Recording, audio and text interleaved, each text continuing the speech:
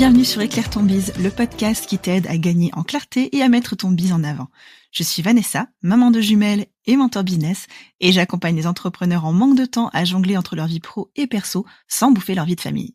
Ici, on parle stratégie, communication, mindset, organisation, avec humour et bottage de fesses quand c'est nécessaire.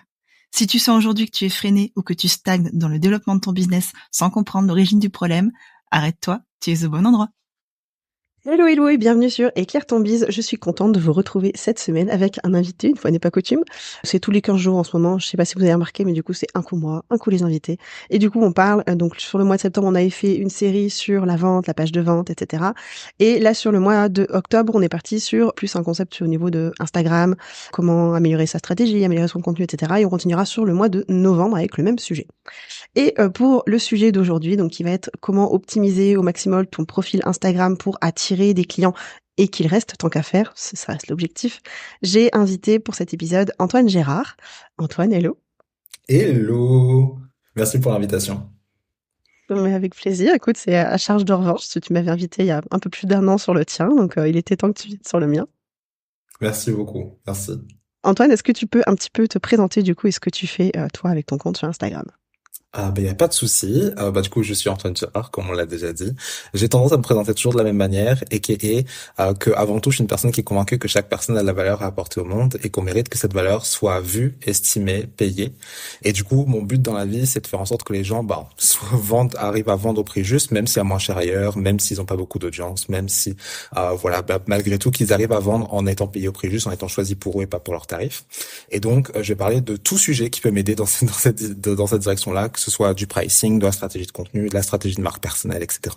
Et donc voilà, ça fait un peu plus de 3 ans que je fais ça. Je suis content d'avoir accompagné un peu plus de 150 personnes, bientôt 200 personnes. Et voilà.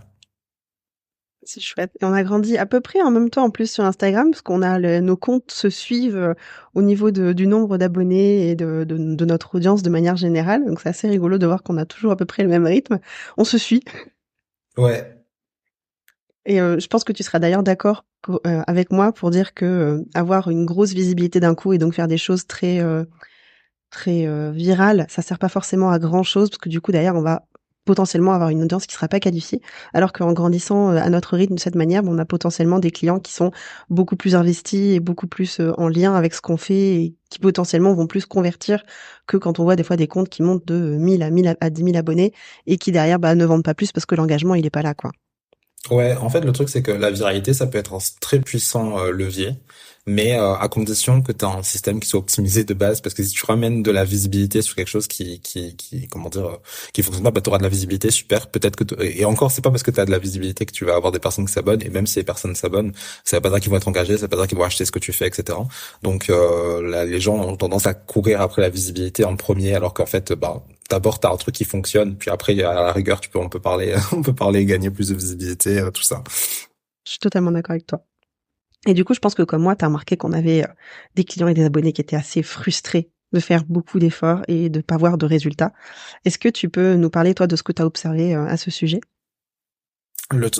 Par rapport à la frustration de faire beaucoup d'efforts, c'est vrai que, il y a la majorité des personnes vont avoir tendance faire à prendre beaucoup de temps avant d'avoir des résultats, mais en fait il y a une partie qui est normale, c'est-à-dire que quand tu démarres, c'est normal d'avoir toute une phase où tu patauges un peu, etc., parce que tu apprends certaines choses, etc.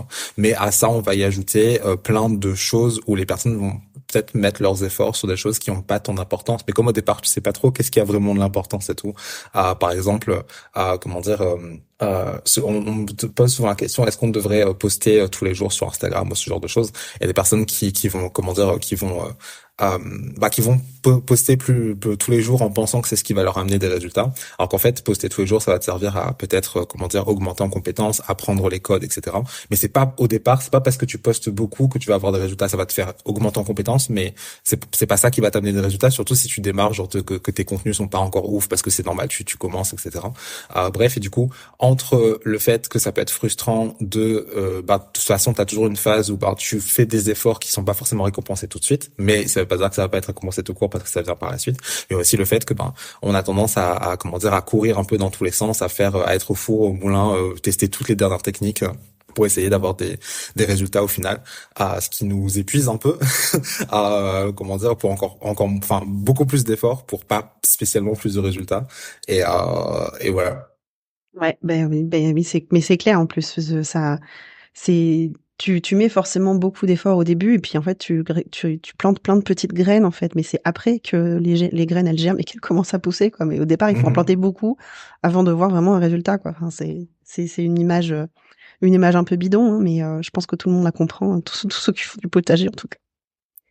Complètement. Mais d'ailleurs, par rapport à ça, enfin, je profite pour caser ça, mais à chaque fois que je le vois, moi, ça me fait, comment dire, j'ai envie de le repartager et tout. C'est quand je vois des personnes qui ont aujourd'hui un super gros compte, un grand business qui a l'air de super bien fonctionner, etc. Et de temps en temps, ils partagent au bout de combien de temps, en fait, ils en sont arrivés là. Et en fait, à l'échelle de temps, je te rends compte que, bah, en fait, ils sont pas allés si vite que ça et que, comment dire, c'est souvent les personnes, elles ont galéré pendant plusieurs années avant d'avoir, pouf, tout d'un coup, comment dire, un pic, etc. Et il y a deux personnes que je suis par exemple sur Instagram où aujourd'hui elles ont plusieurs dizaines de milliers de followers, voire plusieurs centaines de milliers de followers et tout. Ça fonctionne bien et tout. Mais en fait, quand tu vas regarder leur historique, comment dire, par exemple, il y en a une, elle a pris 2 ans pour avoir ne serait-ce que 3000 abonnés. Et je te dis, ah, bah en fait, en fait, comment dire, bah en fait, ça va. Comment dire, c'est pas tout le monde qui arrive à avoir un compte qui explose en l'espace de quelques mois et tout. Et ouais. Ah bah, puis ceux qui y arrivent, en général, soit ils sont extrêmement bien accompagnés et il y a les moyens derrière, et il y a une équipe et il y a plein de choses qui le font, soit ils ont déjà eu plusieurs comptes et donc ils connaissent tous les codes Instagram. En fait, c'est en relançant un nouveau compte qu'il y a ce boom. Mais le boom, il part pas de zéro en fait. Il y avait d'autres choses avant qui ne sont pas visibles tout simplement. Complètement. Ça, on est d'accord, c'est bien. Et est-ce que tu serais d'accord du coup pour dire que du coup la conversion importe plus que la visibilité? Bah complètement. Le truc c'est que comment dire par exemple à l'heure actuelle j'ai un peu moins de 4000 abonnés sur Instagram. Ça m'empêche pas de vendre, ça m'empêche pas d'avoir comment dire enfin que ça fonctionne et tout. Alors qu'il y a certaines personnes qui s'imaginent que tu peux commencer à faire des revenus quand t'as je sais pas combien d'abonnés. Alors que c'est pas parce que t'as des abonnés que comment dire que forcément tu vas vendre. Je repense à ça c'est un exemple que tout le monde a donné au bout d'un moment, mais d'une influenceuse qui avait je sais pas combien de milliers voire peut-être millions, je sais plus d'abonnés et tout, et elle a voulu sortir une marque et une marque de vêtements je crois, et pour que ça se lance elle avait besoin juste d'avoir 37 ventes pour valider les premiers stocks, tu vois. Alors qu'elle avait genre vraiment des milliers et des milliers et des milliers d'abonnés et tout, elle a pas réussi à atteindre ces 37 ventes. Et du coup bah oui, bah ça sert pas à grand chose d'avoir comment dire une énorme visibilité si au final bah ton système il fonctionne pas, enfin comment dire que tu vends pas, que tu convertis pas. Bah oui, puis bon, je connais plein de clients, enfin, plein d'abonnés qui ont 3, 4, 500 abonnés et qui ont leur planning full et qui ont pas besoin de chercher des clients parce que les clients viennent à eux parce elles sont recommandées, parce que il y a du bouche à oreille qui s'est mis en place, etc. Et du coup, la visibilité, elle a rien à voir avec ça, quoi. Ouais, complètement. Top. Bon, alors du coup, est-ce que on va aborder un peu plus le vif du sujet, donc vraiment comment attirer plus de clients et convertir avec son profil. Comment est-ce qu'on fait pour créer un compte Instagram qui devient un lieu un peu privilégié pour son audience? Est-ce que tu as des astuces pour ça? Alors, il y a un truc qu'il faut comprendre, c'est que quand les personnes elles arrivent, il faut les accueillir. Alors, je parle pas nécessairement de message bienvenue, c'est pas le sujet. Je parle de comment dire de la manière dont est fait ton profil et aussi dans certains contenus que tu vas faire au quotidien, de faire en sorte qu'il y ait une porte d'entrée vers ton sujet, vers ton univers, etc. Et souvent, on va plutôt orienter, par exemple, sa bio ou ce genre de choses vers directement ces services. Et ça peut être fonctionnel quand tu as un compte plutôt portfolio ou comment dire les personnes découvrent ton profil, check vite fait et directement te contactent. Mais quand tu fais de la stratégie de contenu, a priori, la première attente que tu as des personnes, c'est qu'elles te suivent pour réussir au travers de ton contenu à au fur et à mesure leur donner envie d'acheter ce que tu fais, etc. Et donc, comment dire, le premier truc que tu dois faire, c'est vraiment créer cette porte d'entrée vers ton univers. Et du coup, ça passe par, comment dire, par la bio. Certes, le truc basique, hein, comment dire, optimiser sa bio pour qu'on comprenne bien la valeur que tu apportes, réussir à différencier dès le départ. Mais aussi, et surtout, quelque chose qui, pourtant, ça fait plusieurs années que c'est en place et je vois encore très peu de personnes qui utilisent, c'est elle post épinglée. Comment dire, le truc c'est que il y a quelques temps maintenant, ça fait un moment que Instagram a mis en place un système on peut épingler des posts sur son profil, et ça c'est hyper utile parce que la bio, on a que 150 caractères dedans, donc réussir à être clair sur ce que tu fais, vraiment te différencier, etc. En 150 caractères, c'est quelque chose d'infiniment difficile, et tout le monde est d'accord pour dire qu'on veut jouer un espèce de Tetris quand on essaye de caser ça dans sa bio, mais on a un truc exprès, enfin on peut rallonger ça artificiellement entre guillemets grâce au post épinglé. Et je préchote un truc, les gens souvent se demandent à quoi ça sert les posts épinglés qu'on a déjà les stories à la une. Le truc, c'est que les stories à la une, c'est super utile quand tu veux que ton audience soit redirigée vers quelque chose.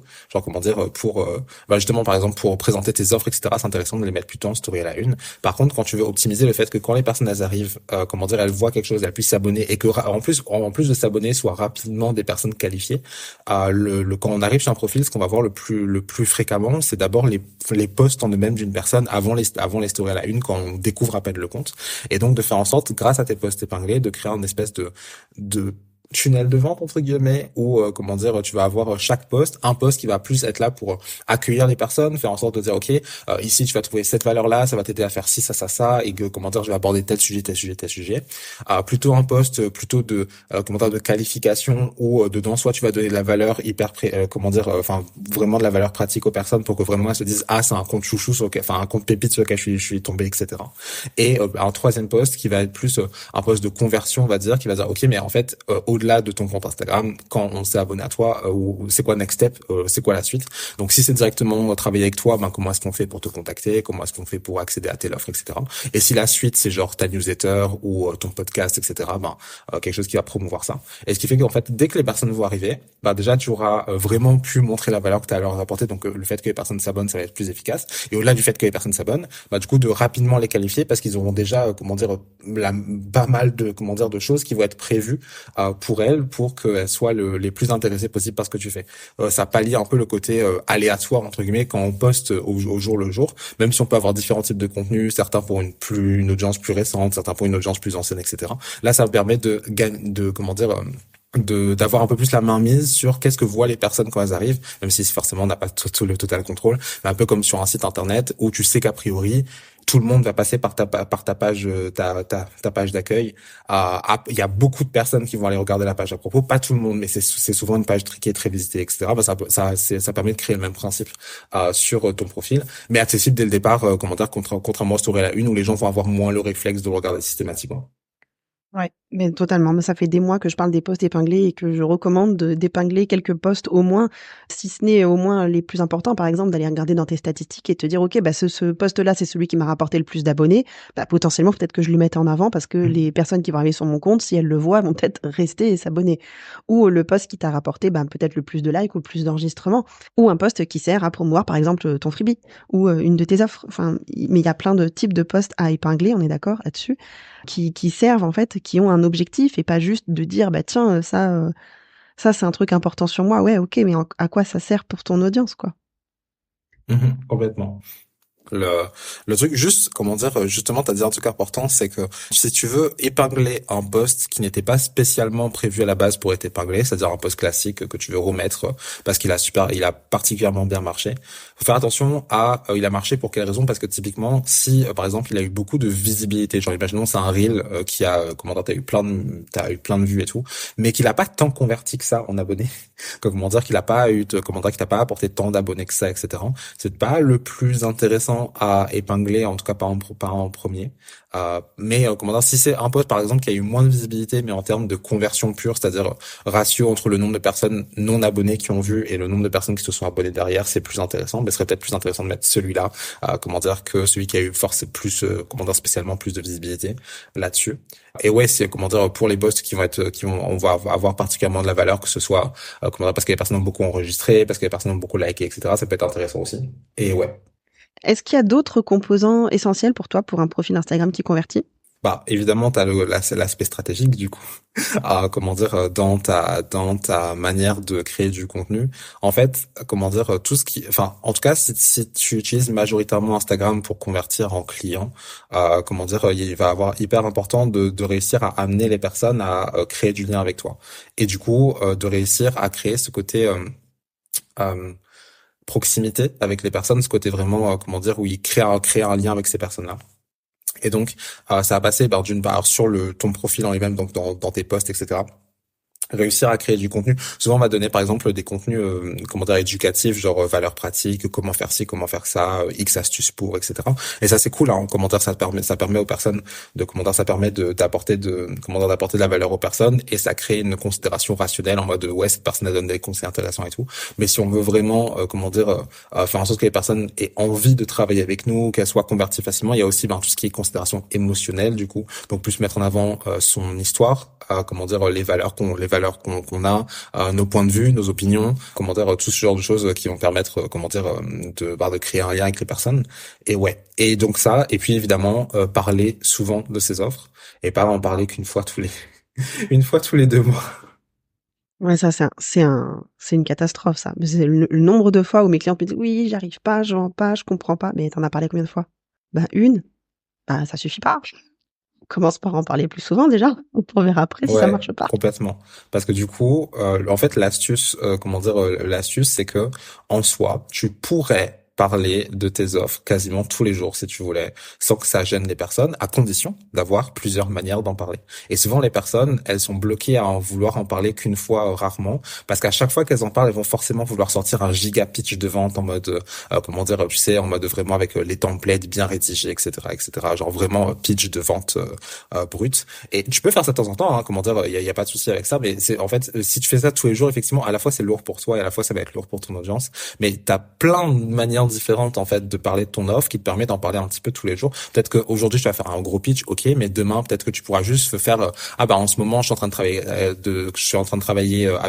sur ça avec une cliente ou un client, et du coup ça fait un espèce de sneak peek de quelque chose que tu fais avec un client. Je te dis en fait si vous voulez travailler avec moi, voilà le lien, si vous voulez prendre un appel découverte, et puis le lendemain tu vas pouvoir dire comment leur donner des conseils, et puis dire voilà 3 conseils pour je sais pas quoi. Puis à la fin je te dis au fait si vous voulez aller plus loin, vous pouvez travailler avec moi. Mais en fait c'est pas obligé de sortir les violons et de sortir les trucs à chaque fois que tu vends.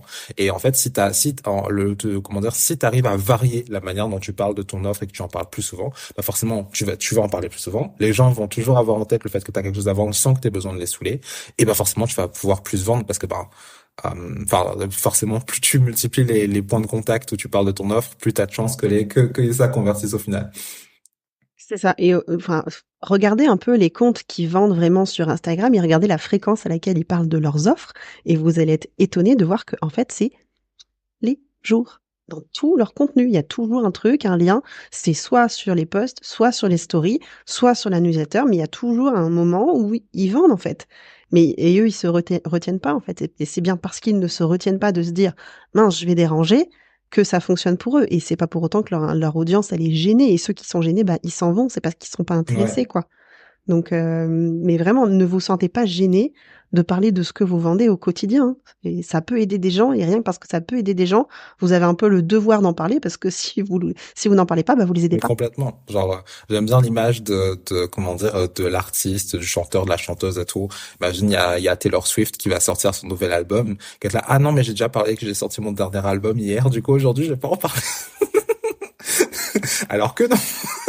Genre quand un artiste ou n'importe quelle marque en fait, quand tu vois les grandes marques et tout, on va se dire on a déjà trop parlé de notre offre, de trop parlé de notre produit, du coup aujourd'hui on va pas en parler, tu vois. Il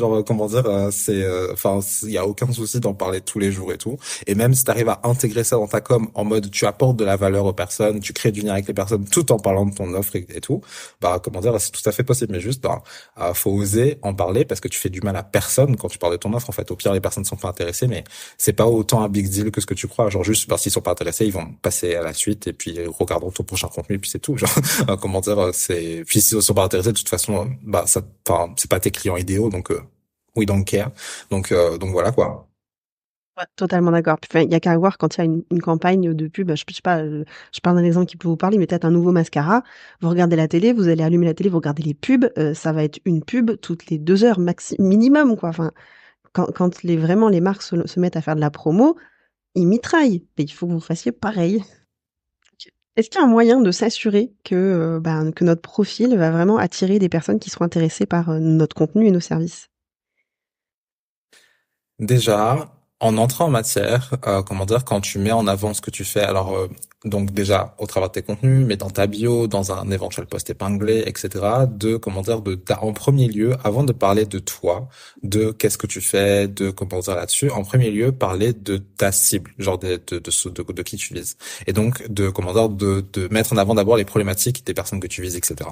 Et donc bah forcément si tu mets en avant par exemple, je reviens sur mes exemples basiques, mais imaginons t'es graphiste, si tu mets juste que t'es graphiste freelance par exemple, tu vas pouvoir attirer des personnes, mais ce sera pas forcément des clients qui vont, toujours des potentiels clients, soit parce que c'est pas forcément des personnes qui te correspondent, soit parce qu'il y a des personnes qui vont chercher, par exemple, uniquement un logo pour un logo, qui vont pas être prêtes à te payer au prix juste ou quoi que ce soit. Alors que si tu mets en avant d'abord une problématique de ta cible, imaginons, que tu vises des marques qui, ont du mal à step up, genre quand ils sont un peu, des marques qui sont dans un milieu ultra concurrentiel et que toi tu vas les aider à être vus, à être remarqués par les gens malgré le fait qu'ils soient dans une thématique saturée par rapport à leur identité visuelle. Si ton point de contact dans ta bio, dans ta manière de te mettre en avant, c'est d'abord j'aide les marques qui se sentent noyées dans la masse à enfin briller ou quelque chose comme ça. Forcément c'est des personnes qui vont se sentir concernées par la problématique que tu mets en avant. Et donc ça va être plus simple que ce soit ces personnes-là qui soient attirées par le qui soient concernées par ton contenu et qui du coup vont être intéressées par ce que tu vas proposer par la suite. Et tu peux répéter ta question? Est-ce qu'il y a un moyen de s'assurer que notre profil va attirer les personnes qui sont véritablement intéressées par notre contenu de service? Il y a ça, et puis aussi, je conseille, donc je reviens sur l'histoire des posts épinglés, mais c'est toujours cool d'avoir un post épinglé comme je disais tout à l'heure, de qualification. Et parfois, c'est cool d'avoir un post épinglé de qualification qui vient faire du tri naturel. Genre, par exemple, un contenu où tu donnes une opinion très tranchée sur quelque chose qui est important pour toi, et ça va faire le tri tout de suite sur les personnes qui vont correspondre au type de personnes qui correspondent aux personnes à qui t'as envie de travailler, ou qui correspondent pas au type de personnes avec qui t'as envie de travailler. Et donc ça fait ça va faire un tri immédiat sur les personnes. Ces personnes matchent avec toi ou pas. Et donc ça permet de faire ça. Et sinon, d'un point de vue plus terre à terre, je dirais plus d'un point de vue analyse des personnes qui arrivent, pour voir s'il y a quelque chose que tu dois changer dans ta manière dans ton profil, dans quelque chose, parce qu'il y a quelque chose qui va pas. C'est quelque chose qu'on traque pas assez souvent.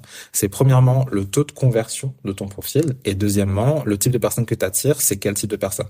Donc le taux de conversion de ton profil, tu vas dans tes statistiques, tu mets le plus long, donc 90 derniers jours, et tu regardes combien tu as eu de visites de profil sur ces 90 derniers jours. Donc tu as un nombre, ça dépend de ton compte, la taille de ton compte, de la visibilité que tu as pu avoir, et tu prends ce nombre de visites de profil et tu le compares au nombre d'abonnés que tu as eu sur cette même durée.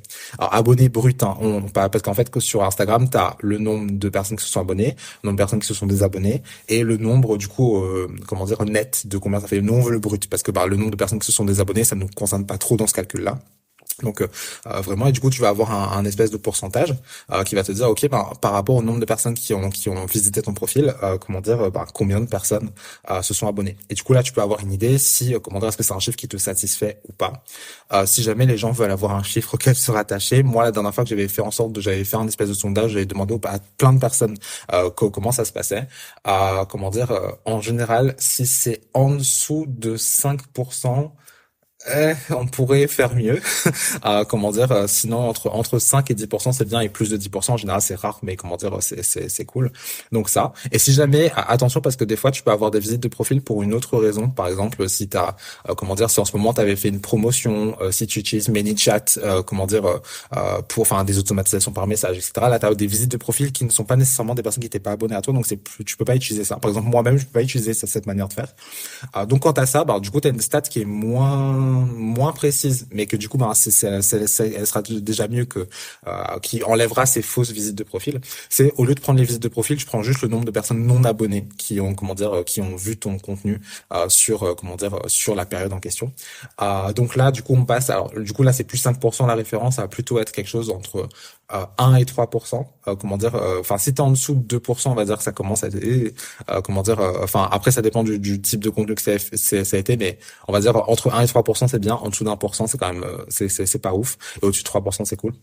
Donc ça, c'est la première chose. Et surtout, dans les personnes qui se sont abonnées à toi, surtout si t'as un petit compte, c'est encore plus facile de le faire. C'est de regarder, dans la proportion de personnes qui s'abonnent à toi, combien ont l'air de correspondre à ta cible.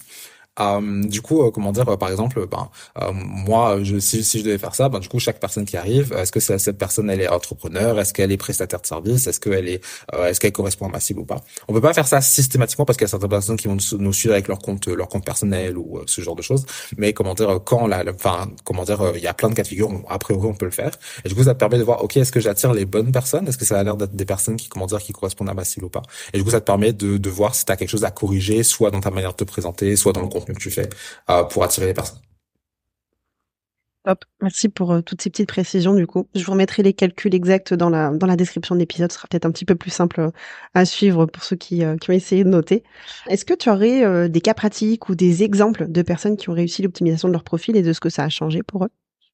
Alors là que je pourrais dire ouais voilà cette personne pas vraiment à part moi-même du coup mais comment dire de personnes que je vais pouvoir show up le compte ou quoi non comment dire mais après le mien avant alors à un moment que j'avais comment dire quand j'ai commencé à mettre en place les posts épinglés et comment dire les posts épinglés la bio etc. À un moment j'avais un taux de conversion de mon compte donc avec ce que je viens de dire là avec le nombre de visites comment dire le nombre d'abonnements sur le nombre de visites etc. J'avais un truc genre une personne sur 5 qui s'abonnait à mon compte. Ce qui est pas mal, ce qui est pas dégueulasse, comment dire, là-dessus. Donc, il y a, comment dire, de faire en sorte d'optimiser ça. Sinon, t'as, comment dire, de personnes qui a mis des posts épinglés et où, comment dire, ça convertit bien et, comment dire, qui a pas de mal à vendre. Et évidemment, Aline Bartoli, genre The Bee Boost. Comment dire, tu sais, quand t'arrives sur son profil, il y a un post présentation, un post, comment dire, bref, il y a plusieurs postes épinglés qui sont comment dire dans cette logique-là, etc. Et elle arrive très bien à comment dire mettre en avant ce qu'elle fait quand elle doit faire des lancements, etc. Comment dire forcément elle parle de comment dire elle parle de son offre, comment dire elle n'hésite pas à en parler, à faire en sorte que les gens entendent parler de son offre, etc. Top, merci du coup pour les petits exemples. Donc n'hésitez pas à aller regarder du coup le profil d'Antoine et celui de Aline pour voir un peu les posts épinglés qui sont dessus et peut-être vous en inspirer. Est-ce que tu aurais des erreurs qui sont assez courantes et qu'il faudrait absolument éviter sur son profil?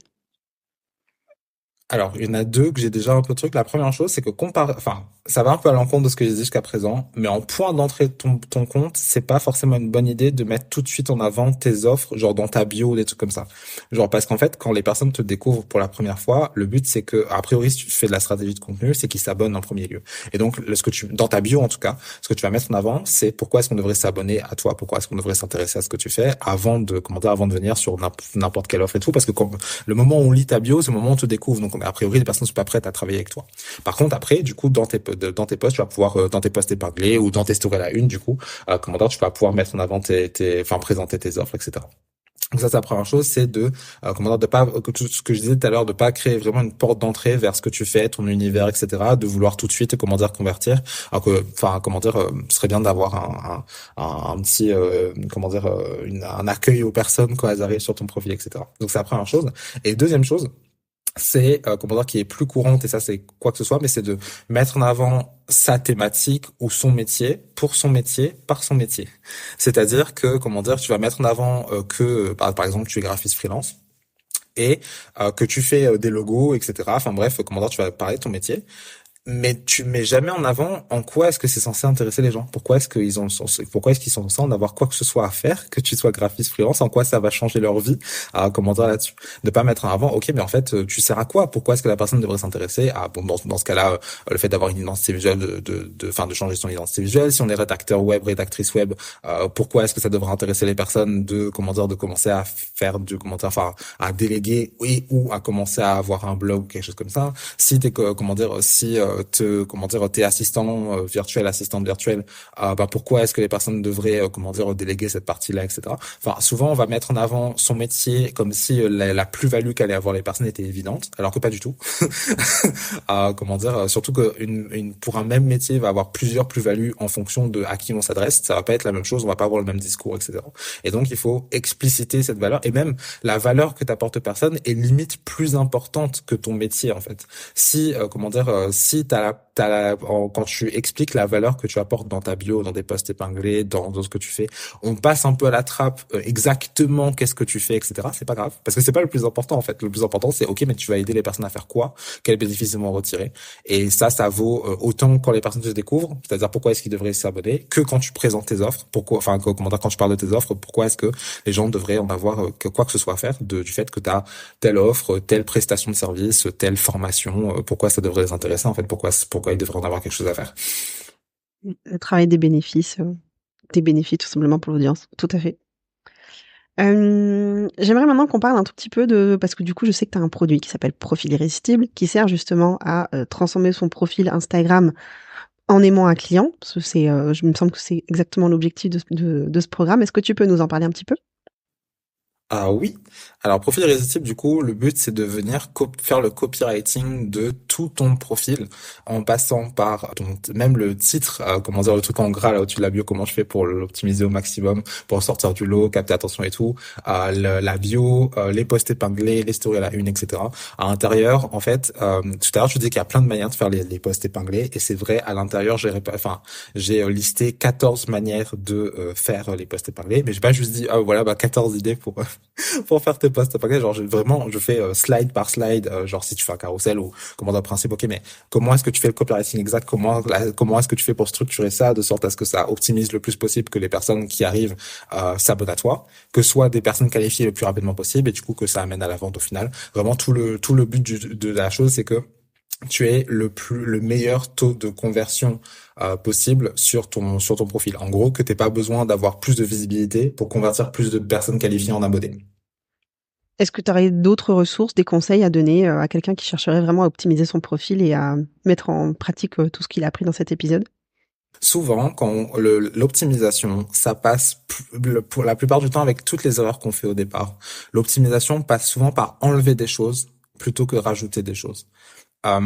Souvent, on va overthink sur sur notre profil, etc.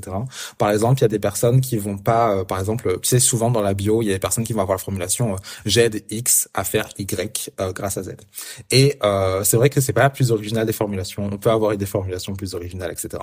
Mais il y a des personnes qui vont, parce qu'ils ne veulent pas utiliser cette formulation qui est surutilisée, ce qui je comprends, mais du coup vont pas être clairs du tout sur ce qu'ils font. Et c'est ok de vouloir être original, mais l'originalité ne doit pas se faire au détriment de la clarté. Et il y a plein de manières autres que j'aide. Par exemple, moi, c'est pas écrit ça dans ma bio, il y a pas écrit j'aide X à faire Y, mais si t'as du mal déjà à être clair sur quelle valeur tu apportes, etc. D'abord, sois clair sur pourquoi les personnes devraient s'abonner à toi, pourquoi est-ce qu'ils devraient s'intéresser à tes offres, pourquoi est-ce que d'abord essaye d'avoir de la clarté en simplifiant ton message, etc. Et après, éventuellement, on peut venir et ajouter la partie originalité, etc. Parce que souvent, on sacrifie la clarté pour l'originalité, ce qui au final est contre-productif. Oui, alors qu'il y a un grand concept en marketing qui dit clear over clever, c'est-à-dire soyez clair avant d'être créatif.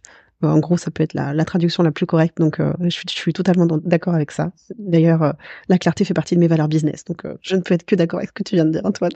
Ok, super. Écoute, je pense qu'on a fait le tour. Du coup, merci pour tous tes conseils. Si on veut te suivre, où est-ce qu'on te retrouve? Sur mon compte Instagram, antoinegérard.off. Et c'est tout pour le moment. Mais du coup, sur mon compte Instagram où je poste régulièrement, où je partage un petit peu mes vagabondages au travers du monde. Et où je donne des conseils sur comment, justement, tout à l'heure je disais personal branding, copywriting, créer stratégie de contenu, pricing, etc. Et voilà. Impeccable. Merci beaucoup Antoine du coup pour ton temps et pour cet épisode. Merci à toi pour ton invitation. Et puis au plaisir du coup de te recroiser sur Insta. Merci beaucoup. À toi aussi. Bonne semaine à toutes. À bientôt.